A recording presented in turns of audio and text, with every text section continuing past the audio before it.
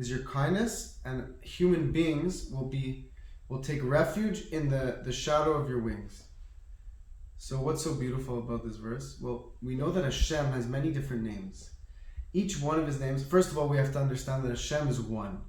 There's nothing else besides Hashem. En od milvado. So why does he have so many different names? Well, the different names that Hashem has are different ways in which Hashem reveals himself in the world.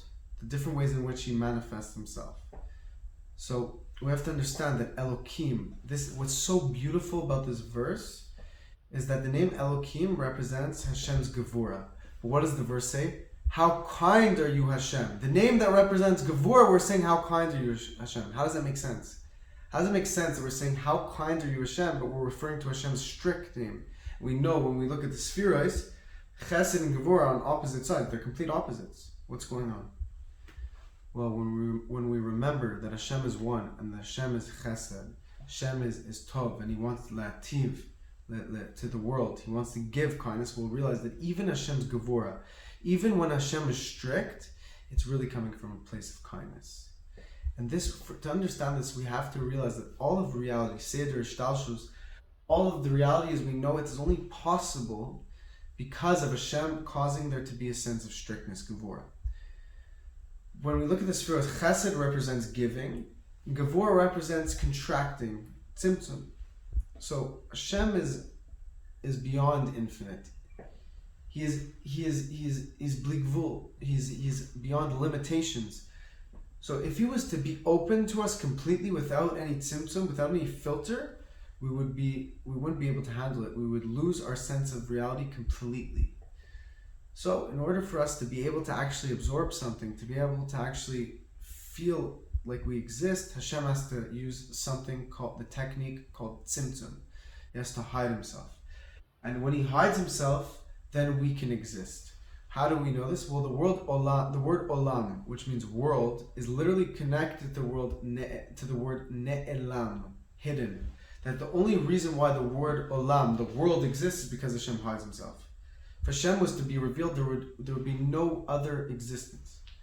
So we realize that the whole technique of Hashem being strict with us and hiding himself is actually because he wants to give to us. And this is something that's very, very beautiful, because then we'll realize that actually this doesn't just apply to this beautiful case, this example of the world's creation, but it applies to every single situation in our lives. That everything we go through in this world is from Hashem's chesed, his kindness. He loves us, he adores us, he wants to give to us. But it needs to be in a way where there has to be a hiddenness.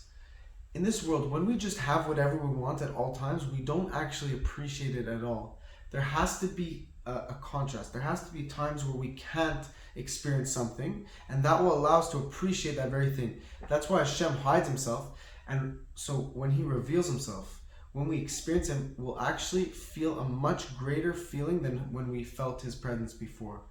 For example, we know that before we were born, our neshama, our soul was at a very high level. It was experiencing Giloi Elokus. It was Chelek Elokam Imam Mamish. It is Chelek Elokam Imam Mamish. It's a part of Hashem, as the Alter Rebbe says, who, by the way, today is the Alter Rebbe's Yartzeit.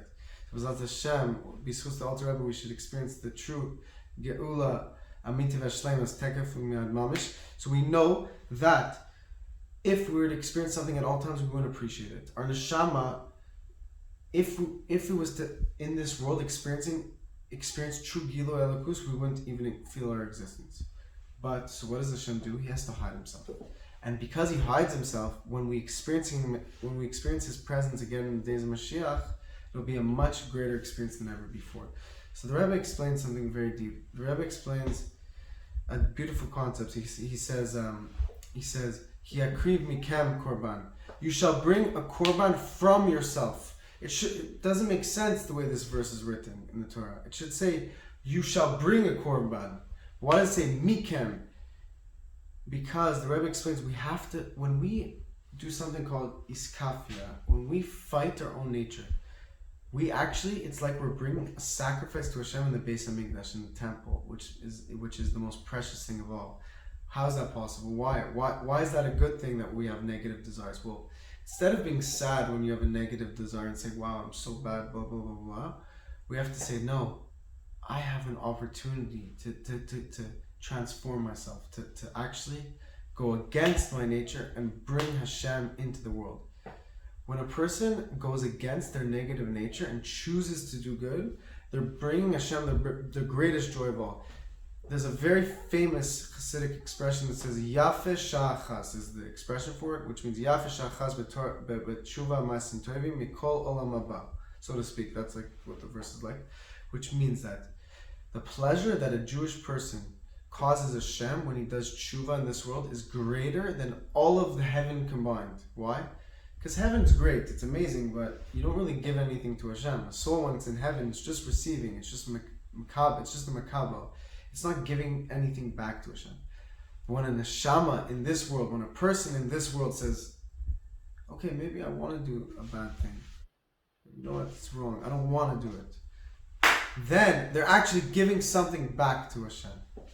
And that is the greatest of all. It says, and this is connected to another verse in the Torah that the Rebbe constantly quotes, especially in Basi Legani. The Rebbe talks about the verse. It says, Vasuli mikdash v'shachanti besoicham. How's that possible? It should say Vasuli mikdash v'shachanti besocho, betocho, which means, it says, basically to explain what these words means, it says, you shall make for me a sanctuary and I will dwell in them. It should say, build me a sanctuary and I will dwell in it. How is that possible? The Rebbe explains because it means b'chol echad ve'echad me'Yisrael. When you build Hashem a sanctuary, He will dwell in you. Hashem wants a home within you. Hashem is interested in you. When you fulfill Torah mitzvahs, you become a part of Hashem. Hashem wants to live within you. This is something that we always have to remember, because sometimes in this world it could be hard. We go through hard occasions. We could feel like maybe people don't always give us the appreciation we deserve, or maybe, things didn't turn out the way we wanted. Who knows? Chas v'shalom, God forbid, I hope no one goes through these things. But it's possible that people in the past maybe have gone through these things. When we remember that we are the most precious thing possible to Hashem, it will arouse us, it will give us our heart the desire to return to Hashem. When we realize that the whole purpose of creation was for you. The Friedrich Rebbe of Chabad explains that if one single Jewish person does complete tshuva, immediately the exiles will be gathered in. I'm speaking Hebrew, I'm here in Eretz HaKodesh. It's a crazy verse. It says, if one person does teshuva, the exiles will be gathered in. How is that possible? Don't we all have to teshuva? No. You have the power to bring Mashiach. One extra deed that you do will bring Mashiach. Don't ever underestimate yourself. Don't ever say, who am I? Maybe he'll do tshuva, then what? No. You are the Mashiach of your situation. You just have to believe in yourself. So B'ezrat Hashem, please share this message. Please comment your good deeds. Every good deed we do is igniting the spark of Mashiach, B'ezrat Hashem. So may today be the day that we experience the true revelation of Mashiach, where Hashem will reveal the light that He's been saving since the 6 days of creation, the greatest possible pleasure that will be revealed. B'ezrat Hashem today. Thank you.